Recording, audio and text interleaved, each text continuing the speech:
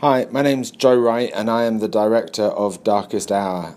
In this scene, Winston Churchill, played by Gary Oldman, is about to deliver a speech to the British public, his first radio broadcast, in which he's going to lie to them.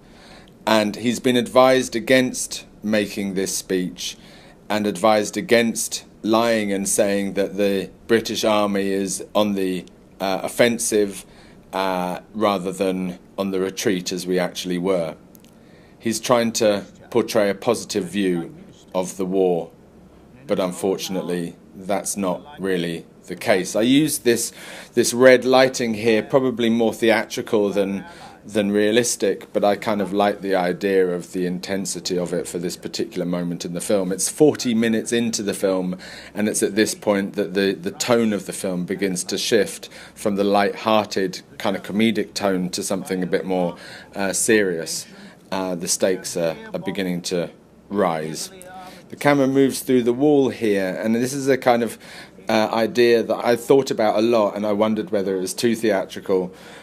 We do it a few times throughout the film, but it felt I enjoyed it, so I went with it, adding hopefully a sense of claustrophobia. That's Ben Mendelsohn playing King Charles VI, the great Ben Mendelsohn, also disapproving of Churchill. I have invincible confidence.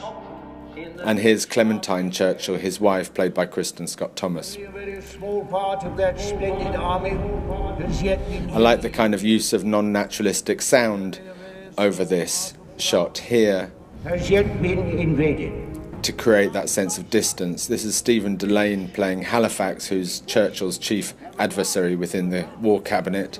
The light there is bouncing off the glass tabletop to create those shadows on the wall. This shot coming up now is one of a series of shots that motifs really that appear throughout the film, almost to give the sense of a map. I like the idea that the leaders are kind of gods overviewing the world through the abstraction of a map, and this transition hopefully brings home the idea that their decisions are having real effect on people's lives. Any agony may be. Conquer we must.